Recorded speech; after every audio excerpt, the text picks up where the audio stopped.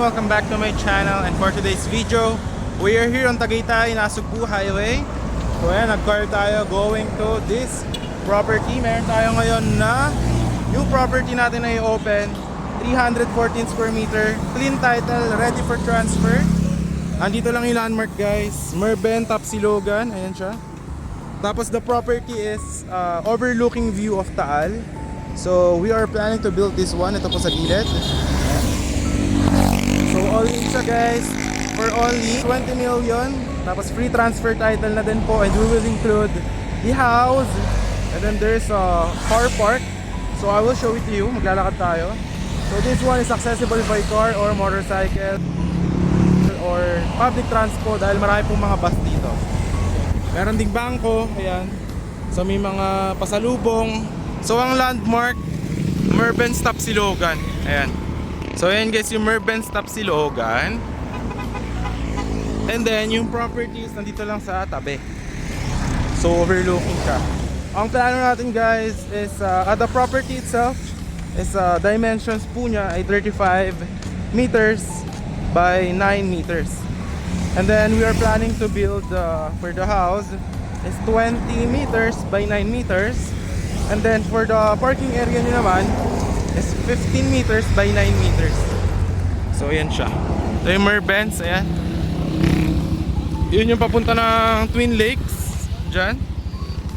So dito lang tayo, guys, kakanan lang. Ayan. So kasya dito 2 cars, 2-way po yan, kalsada from the highway.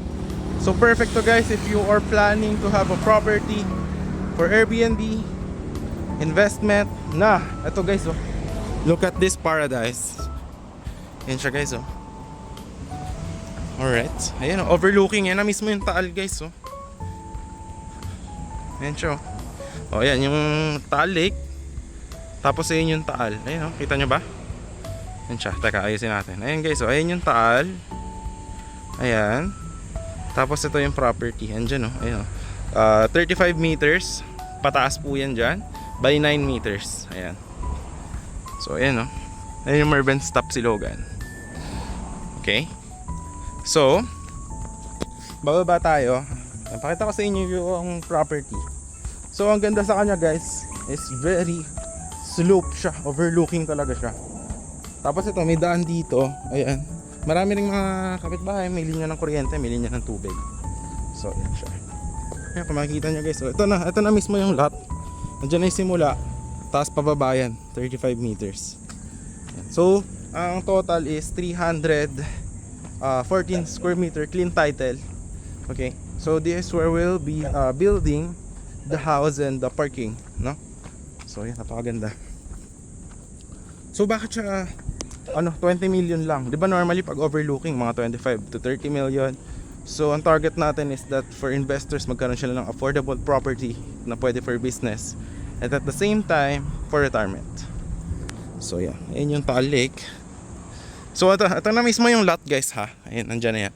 So yan, grassland siya, kung makikita nyo. Ayan siya. Oops. Okay, ayan siya. Kung makikita nyo yung sloping, ayan siya mismo. Alright, andun mamaya papakita. Yung papaya na yan, yan, 9 meters by 35 meters.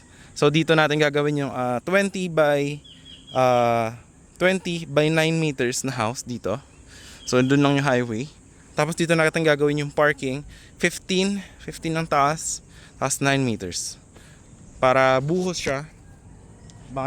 Meron dito, yung mismong daan, ile-level natin yung parking para dyan kayo magpa-park. Tapos meron siyang basement. Tapos yung dito naman, sa 20 by 9 meters, dito naman, ang gagawin natin yung house is this one. Ganyan yung design. So yung floor area, ang target natin is around 200 square meter. Okay. So syempre, pag sinama mo yung parking, 250 na yan. Okay. So ito na. Yan yung overlooking natin na view. Itong mangga, pwede natin putulin para overlooking talaga kayo sa Taal. Yan siya. So ito pala, guys, ang terms dito, down payment is for only 5 million. Tapos we will make the house and the improvements. So it will take us around 5 months. So 5 million, tapos pay kayo na every month 1 million, 1 million, 1 million, 1 million hanggang matapos siya. 5th month turnover, tapos 10 million na yung total nyo na bayad. Tapos pay na kayo ng 8 million pag na-turnover natin. So total nyo is 18 million na. So deed of sale signing, turnover, and then yung 2 million remaining is tsaka naman natin, tsaka nyo naman need bayaran kapag ito transfer naman yung title sa inyo. So ayan, ito yung simula guys, yung papaya. Ayan. So ayan, overlooking niya pag pinutol nyo yung mangga, tsaka yung avocado. Tingnan nyo yung avocado na to, ayan oh. Sobrang daming bunga. Ayan guys oh. Kung makikita nyo, ang lalaki ng bunga ng avocado. Ayan oh. Tapos, ayan, ang dami niyan guys. And then ito na mismo yung lot. Ayan. Diyan natin gagawin yung parking dito. Tapos dun sa taas yung house para overlooking talaga. Tapos dito guys, may house din dito na mga, ayan, target din nila overlooking. Pag yung mga ganitong house naman, naabot na ng mga 35 million. Ayan. So, ayan, nandito guys ha. Ayan oh. Diyan na yung taal ha. Ayan, overlooking yan. So, ayan, ito yung avocado plant. So, dito sa puno ng papaya guys, mayroon ditong daan tao. Pwede ka bumaba para masilip mo yung property. Ayan o. Ayan na mismo yung lot. Ayan. Pag ganyan yung sloping niya guys. Ayan siya. Ayan. Ayan doon yung Merben Stop Silogan. Ito naman yung mga hotel-hotel. So ayan. Ito siya guys. Mayroon na yan dito eh. Bali, clean title siya. 9 meters dyan pa highway. Pag ganyan. Tapos 35 meters naman doon. Ayan. So ayan. Napakaganda no. Overlooking guys. May isa kayong kapitbahay doon. Ayan. So ayun guys, if you are interested on this property, ayan, message nyo lang ako. Hindi lang napagpalipad ng drone dito pero super overlooking to guys. And this one is one of the best properties here on Tagaytay. So yun lang guys, ito ulit yung magiging design ng house natin, ang ating plan in this property. So yun. Thanks for watching and see you in the next vlog guys. Bye bye. Overlooking view guys. Ayan ang Taal. Ayan yung Taal Lake. Ayan yung property. Andun lang. Ito yung Merben's. Tapos Silogan.